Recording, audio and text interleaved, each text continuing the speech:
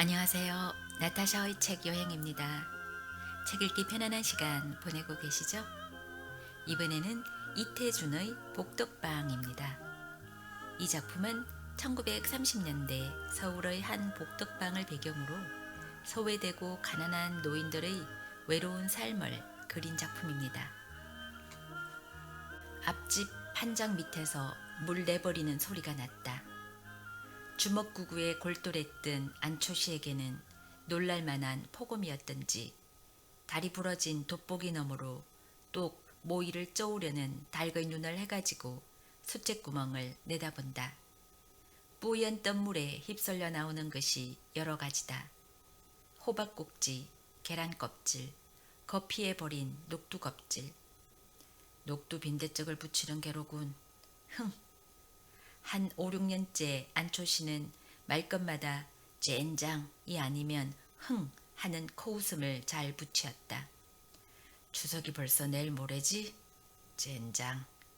안초씨는 저도 모르게 입맛을 다시었다.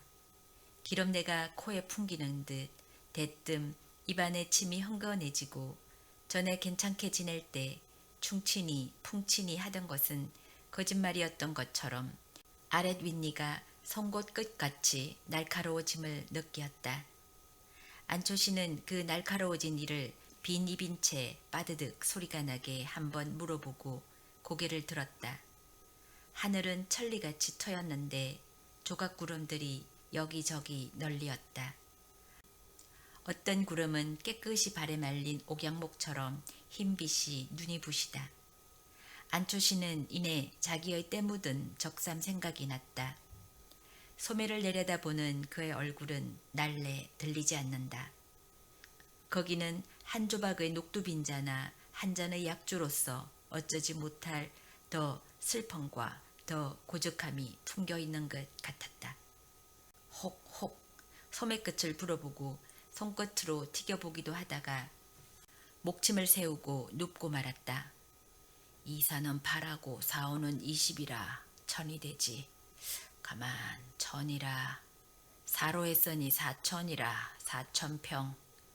매 평에 아주 줄여잡아 5원씩만 하게 돼도 4원 75전씩이 남으니 그럼 4사는 16 1만 6천원 하고.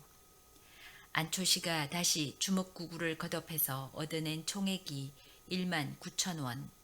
단 1,000원만 들여도 1만 9천원이 되리라는 셈속이니 10,000원만 들이면 그게 얼만가.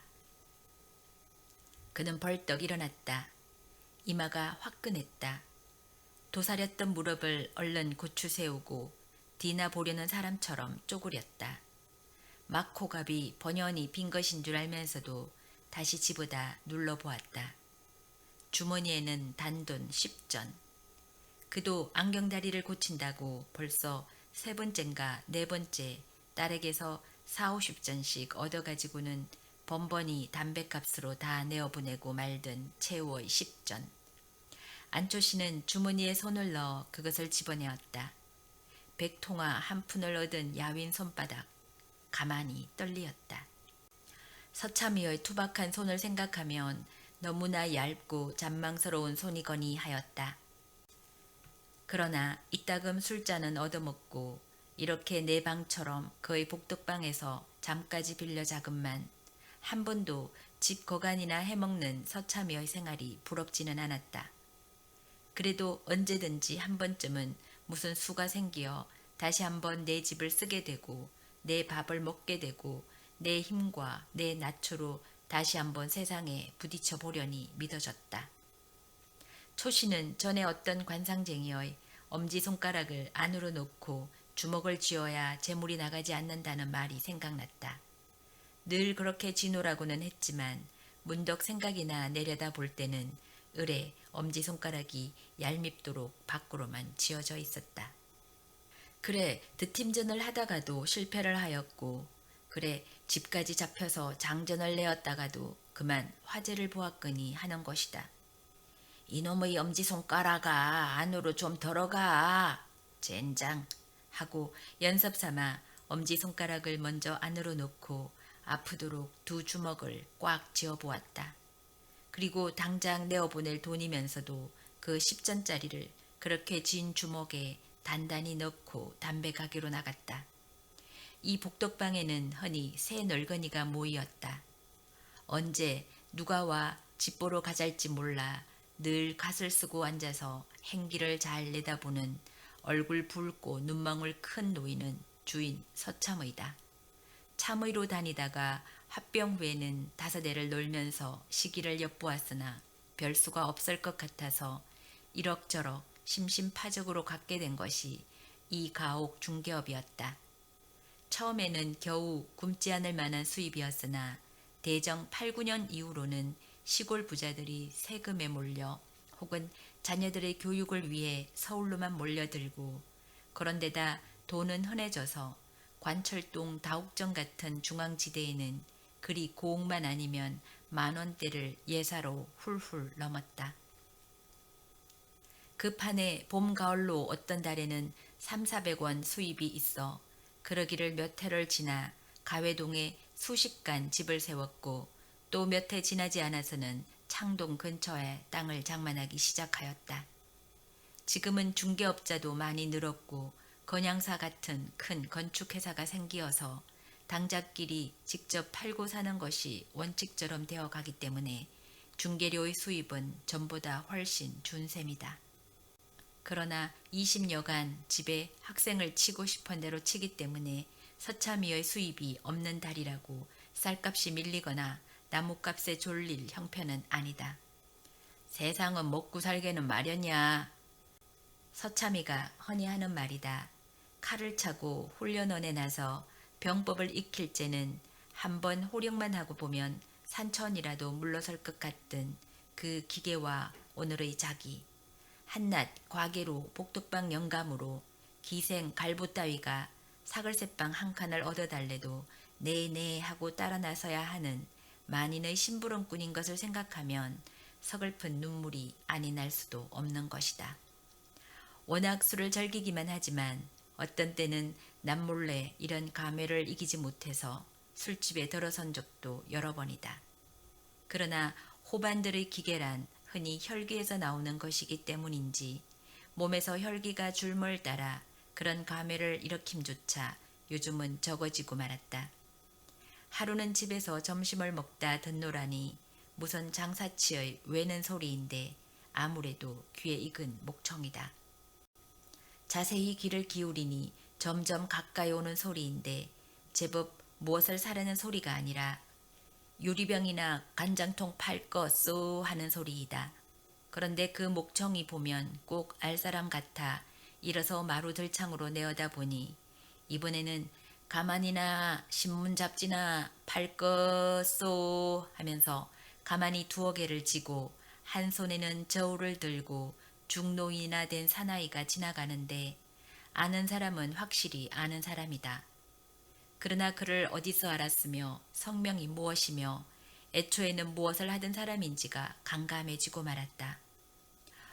오라 그렇군 분명 저런 하고 그는 한참 만에 고개를 끄덕이었다. 그 유리병과 간장통을 외는 소리가 골목 안으로 사라져 갈 즈음에야 서참이는 그가 누구인 것을 깨달아낸 것이다. 동관 김참의. 나이는 자기보다 훨씬 연소하였으나 학식과 재기가 있는 데다 호령소리가 좋아 상관에게 늘 칭찬을 받던 청년 무관이었었다.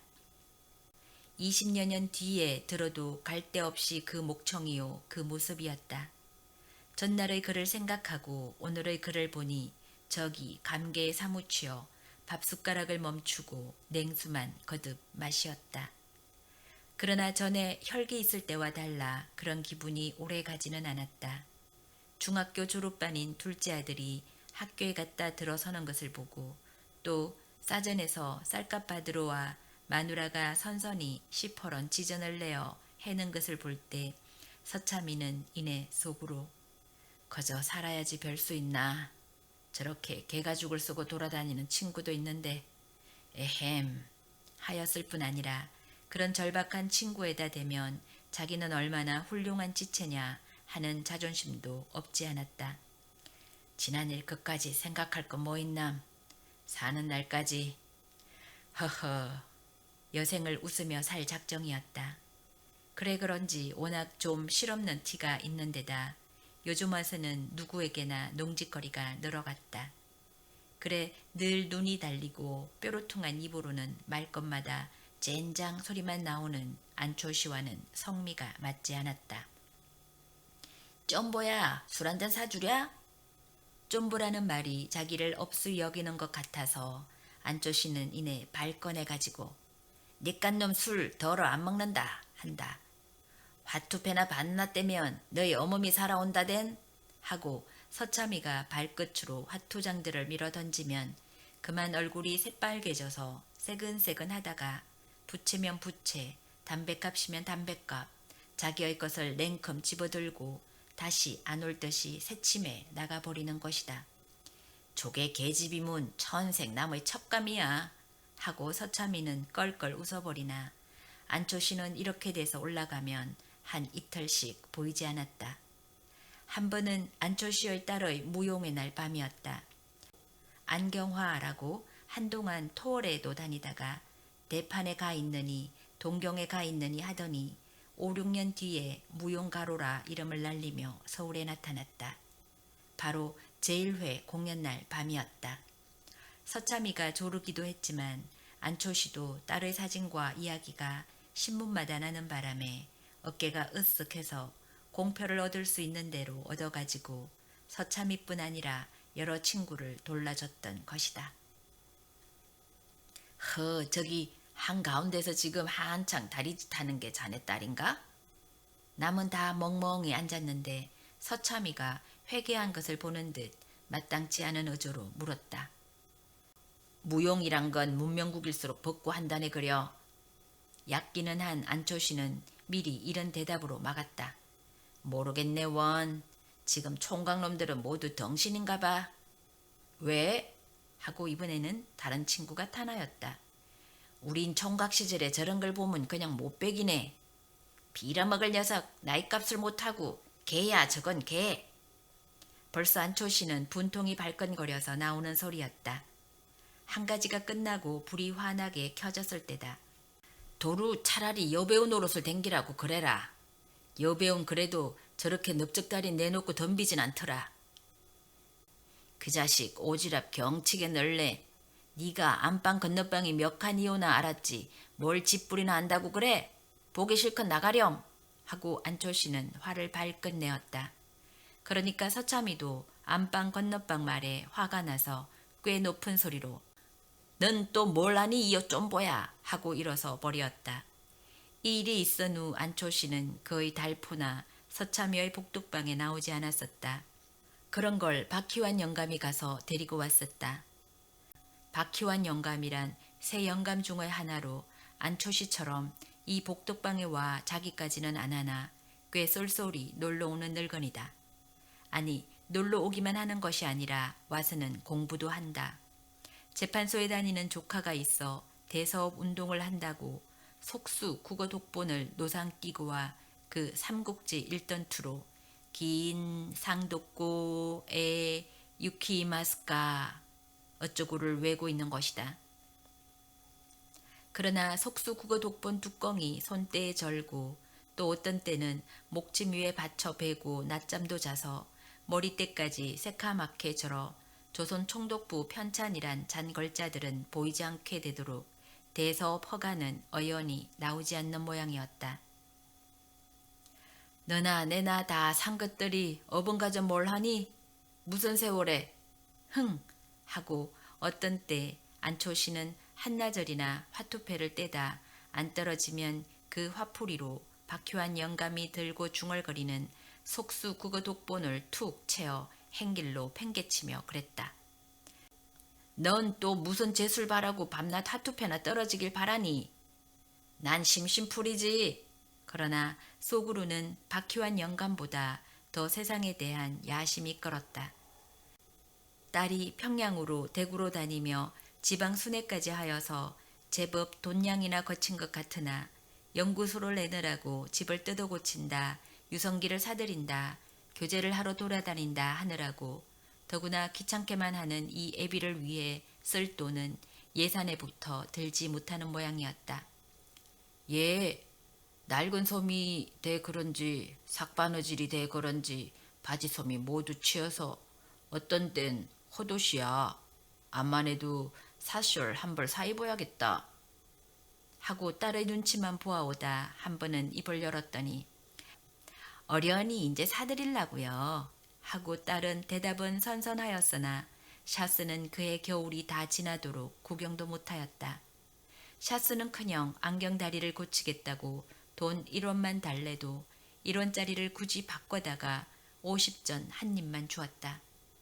안경은 돈을 좀 주무르던 시절에 장만한 것이라 태만 5, 6원 먹은 것이어서 50전만으로 그런 다리는 어림도 없었다. 50전짜리 다리도 있지만 살 바에는 조촐한 것을 택하던 초시의 성미라 더구나 면상에서 짝짝이로 드러나는 것을 사기가 싫었다. 차라리 종이 노건인 채 쓰기로 하고 50전은 담뱃값으로 나가고 말았다. 왜 안경다리는 안 고치셨어요? 딸이 그날 저녁으로 물었다. 흥! 초씨는 말은 하지 않았다. 딸은 며칠 뒤에 또 50전을 주었다. 그러면서 어떻게 들으라고 하는 소리인지 아버지 보험료만 해도 한 달에 3원 80전씩 나가요 하였다. 보험료나 타먹게 어서 죽어달라는 소리로도 들렸다. 그게 내게 상관 있니? 아버지 위에 들었지 누구 위에 들었게요 그럼? 초씨는 정말 날 위해 하는 거문 살아서 한 푼이라도 다오. 죽은 뒤에 내가 알게 뭐냐 소리가 나오는 것을 억지로 참았다. 50전이면 왜 안경다리를 못 고치세요? 초씨는 설명하지 않았다. 지금 아버지가 좋고 낮은 걸 가리실 처지야요? 그러나 50전은 또 막호 값으로 다 나갔다. 이러기를 아마 서너 번째다. 자식도 소용없어. 더구나 딸 자식. 그저 내 수중에 돈이 있어야. 초씨는 돈의 기뇨성을 날로 날로 더욱 심각하게 느끼었다. 돈만 가지면야 좀 좋은 세상인가? 심심해서 운동삼아 좀 나다녀 보면 거리마다 진넌이 고층 건축들이요. 동네마다 느느니 그림 같은 문화주택들이다. 조그만 정신을 놓아도 물에서 갓 튀어나온 메기처럼 미끈미끈한 자동차가 등덜미에서 소리를 꽥 지른다. 돌아다 보면 운전수는 눈을 부릅뜨고 그 뒤에는 금시계 줄이 번쩍거리는 살찐 중년 신사가 빙글에 웃고 앉았는 것이었다. 예순이 내일 모레 젠장할 것. 초씨는 늙어가는 것이 원통하였다. 어떻게 해서나 더 늙기 전에 적게 돈 10,000원이라도 붙들어 가지고 내 손으로 다시 한번 이 세상과 교습해보고 싶었다. 지금 이 꼴로서야 문화주택이 암만 서기로 내게 무슨 상관이며 자동차 비행기가 개미떼나 파리떼처럼 퍼지기로 나와 무슨 인연이 있는 것이냐. 세상과 자기와는 자기 손에서 돌이 떨어진 그 적시로 인연이 끊어진 것이라 생각되었다. 그러면 송장이나 다름없지 뭔가? 초씨는 이런 질문을 자신에게 던지는 지가 이미 오래였다. 무슨 수가 없을까? 또 무슨 거루태기가 있어야 비비지. 그러다도 그래도 돈양이면 엎질러 본 녀석이 벌기도 하는 게지 하고 그야말로 무슨 거루터기만 만나면 꼭 벌기는 할 자신이었다.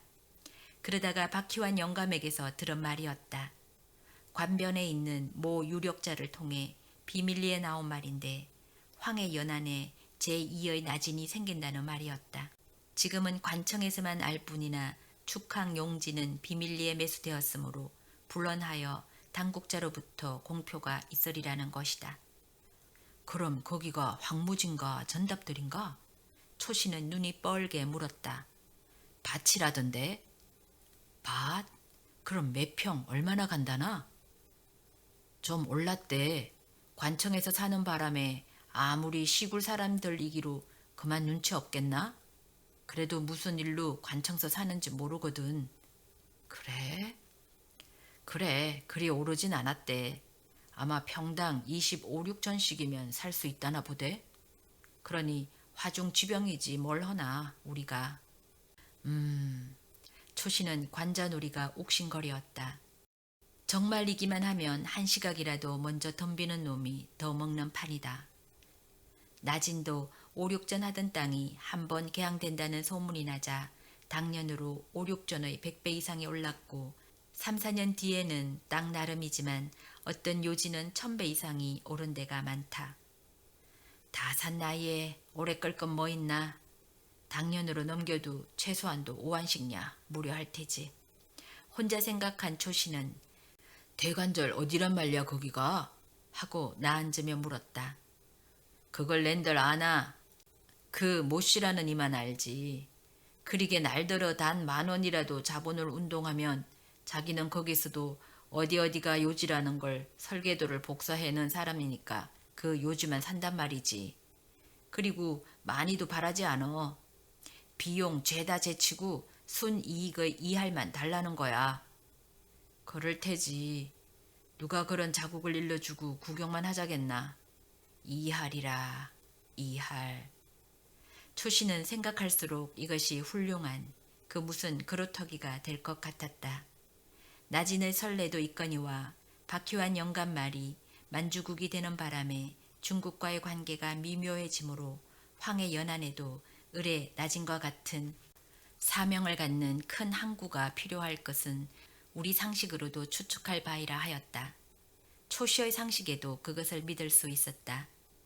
오늘은 오래간만에 피존을 사서 거기서 아주 한 대를 피워 물고 왔다.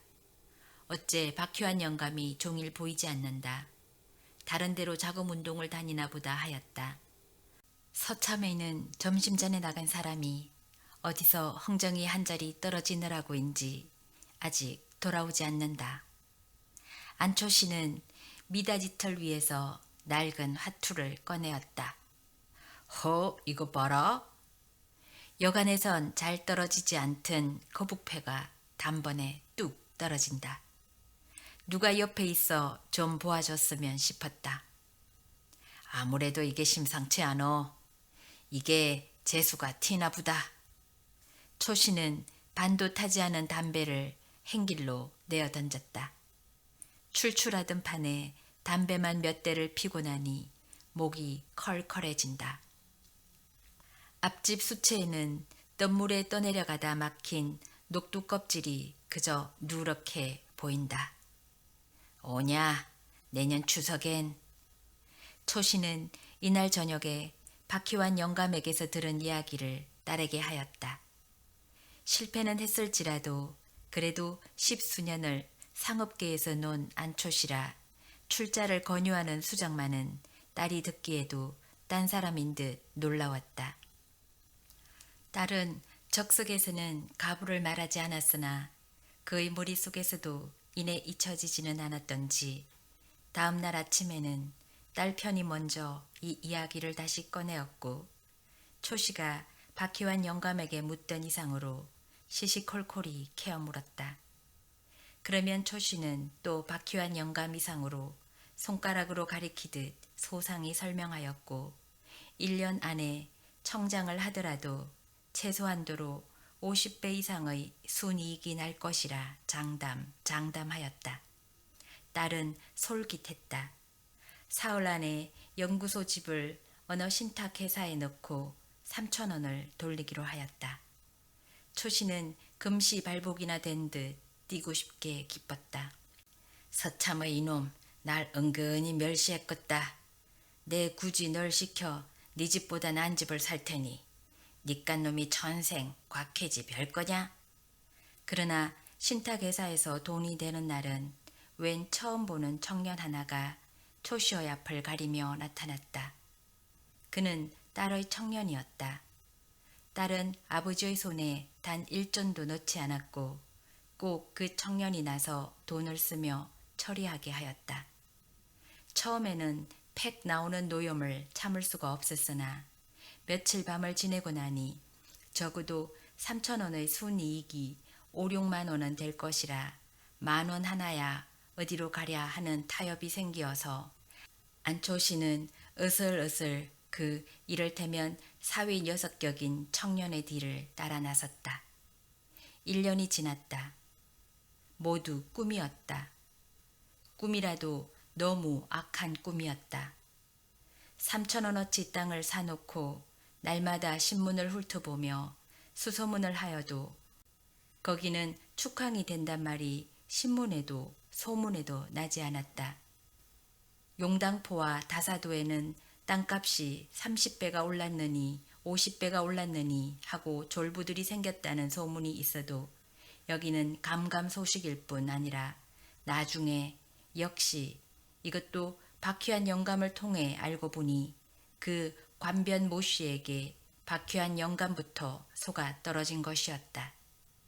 축항 후보지로 청량까지 하기는 하였으나 무슨 결점으로인지 중지되고 마는 바람에 너무 기민하게 거기다 땅을 샀던 그 모씨가 그 땅 처치에 곤란하여 꾸민 연극이었다. 돈을 쓸 때는 1원짜리 한 장 만주도 못 받지만 벼락은 초씨에게 떨어졌다. 서너 끼씩 굶어도 밥 먹을 정신이 나지도 않았거니와 밥을 먹으러 들어갈 수도 없었다. 재물이란 친자간의 여일이도 배추 밑돌이듯 하는 건가 탄식할 뿐이었다. 밥보다는 술과 담배가 그리웠다. 물론 안경다리는 그저 목고치였다. 그러나 이제는 50전짜리는커녕 단 10전짜리라도 얻어볼 길이 없다. 추석 가까운 날씨는 해마다의 그때와 같이 맑았다. 하늘은 천리같이 터였는데 조각구름들이 여기저기 널리었다. 어떤 구름은 깨끗이 발에 말린 옥양모처럼 흰빛이 눈이 부시다. 안초시에는 이번에도 자기 때 묻은 적삼 생각이 났다. 그러나 이번에는 소매 끝을 불거나 떨지는 않았다. 고요히 흘러내리는 눈물을 그 더러운 소매로 닦았을 뿐이다. 여름이 극성스럽게 덥더니 추위도 그럴 징조인지 예년보다 무서리가 일찍 내렸다. 서참의가 늘 지나다니는 시건관사에는 울타리가 넓게 피었던 코스모스들이 끓는 물에 데쳐낸 것처럼 시커멓게 물어눕고 말았다. 차미는 머리가 띵하였다. 요즘 와서 울기 잘하는 안초씨를 한번 위로해 주려 어쩌녁에는 데리고 나와 청요리집으로 추탕집으로 새로 2점을 치도록 돌아다닌 때문 같았다. 조반이라고 몇 술 떠기는 했으나 혀도 그냥 뻑뻑하다. 안초씨도 그럴 것이니까 해는 벌써 오정 때지만 끌고 나와 해장술이나 먹으리라 하고 부지런히 내려와 보니 웬일인지 복덕방이라고 쓴 배의 발이 아직 내어 걸리지 않았다. 이 사람 봐. 어느 땐 줄 알고 코만 고누. 그러나 코 고는 소리는 들리지 않았다. 미닫이를 밀어젖힌 서참의는 정신이 번쩍 났다. 안초시어 입에는 피, 얼굴은 잿빛이다. 방 안은 움속처럼 엄습한 바람이 휘잉 끼친다. 아니. 차미는 우선 미닫이를 닫고 눈을 비비고 초씨를 들여다보았다. 안초씨는 벌써 아니요. 안초시어의 시체일 뿐 둘러보니 무슨 약병인 듯 한 것 하나가 굴러져 있다. 차미는 한참 만에야 이 일이 슬픈 일인 것을 깨달았다. 팥줄소로 갈까 하다 그래도 자식한테 먼저 알려야겠다 하고 말만 듣던 그 안경화 무용연구소를 찾아가서 안경화를 데리고 왔다. 딸이 한참 울고 난 뒤다. 관청에 어서 알려야지. 아니야요. 아저세요. 딸은 펄쩍 뛰었다. 아스라니? 저라니? 제 명예도 좀 하고 그는 애원하였다. 명예? 안 될 말이지. 명예를 생각하는 사람이 애를 저 모양으로 세상 떠나게 해? 안경화는 엎드려 다시 울었다. 그러다가 나가려는 서참이의 다리를 끌어안고 놓지 않았다. 그리고 절 제발 살려주세요. 소리를 몇 번이나 거듭하였다. 그럼 비밀은 내가 지킬 테니 나 하자는 대로 할까? 네. 서참이는 다시 앉았다. 부친 위에 보험 든 거 있지? 네, 간이 보험이야요. 무슨 보험이든 얼마나 타게 되누? 480원요. 부친 위에 들었으니 부친 위에 다 써야지. 그럼요. 에헴, 그럼 돌아가니가 늘 속사슬 입구포 했어. 상등 털사슬을 사다 입히고 그 위에 진견으로 수의 일습 구색 맞춰 짓게 하고 선산이 있나 묻힐 때가 웬걸요 없어요. 그럼 공동묘지라도 특등지로 널찍하게 사고 장례식을 장하게 해야 말이지. 초라하게 해버리면 내가 그저 안 있을 게야. 알아들어? 네. 하고 안경아는 그제야 핸드백을 열고 눈물 젖은 얼굴을 닦았다. 안초시의 소위 영결식은 그따의 연구소 마당에서 열리었다. 서참의와 박희환 영감은 술이 거나하게 취해갔다. 박희환 영감이 뭘 잡혀서 가져왔다는 부위의 원을 서참의가 장례비가 넉넉하니 자네 돈 그 계집애 줄 곳 없네 하고 우선 술집에 들러 근하하게 곱빼기들을 한 것이다. 영결식장에는 제법 반반한 조객들이 모여들었다. 예복을 차리고 온 사람도 두엇 있었다. 모두 고인을 알아온 것이 아니오 무용과 안경화를 보아온 사람들 같았다. 그 중에는 고인의 슬픔을 알아우는 사람인지 덩달아 기분으로 우는 사람인지 울음을 삼키느라고 끽끽 하는 사람도 있었다. 안경화도 제법 눈이 젖어가지고 신식 상복이라나 공당 같은 새카만 양복으로 관 앞에 나와 향불을 놓고 절하였다. 그 뒤를 따라 한 20명 관 앞에 와 꾸벅거리었다. 그리고 무엇라고 찌끄리고 나가는 사람도 있었다. 그들의 분향이 거의 끝난 듯 하였을 때 에헴 하고 얼굴이 시뻘건 서참의도 한마디 없을 수 없다는 듯이 나섰다. 향을 한 움큼이나 집어넣어 연기가 시커멓게 올려솟더니 불이 일어났다. 후후 불어 불을 끄고 수염을 한번 쓰다듬고 절을 했다. 그리고 다시 햄 하더니 조사를 하였다. 나 서참일세 알겠나? 흥 자네 참 호살세 호사야. 잘 죽었느니 자네 살았으면 이만 호살 해보겠나? 인전 안경다리 고칠 걱정도 없고 아무턴지 하는데 박희환 영감이 들어서더니 이 사람 취했네 그려 하며 서참이를 밀어냈다. 박희환 영감도 가슴이 답답하였다. 분향을 하고 무슨 소리를 한마디 했으면 속이 후련히 터일 것 같아서 잠깐 멈칫하고 서 있어 보았으나 으흐 하고 울음이 먼저 터져 그만 나오고 말았다. 서참이와 박희환 영감도 묘지까지 나갈 작정이었으나 거기 모인 사람들이 하나도 마음에 들지 않아 도로 술집으로 내려오고 말았다.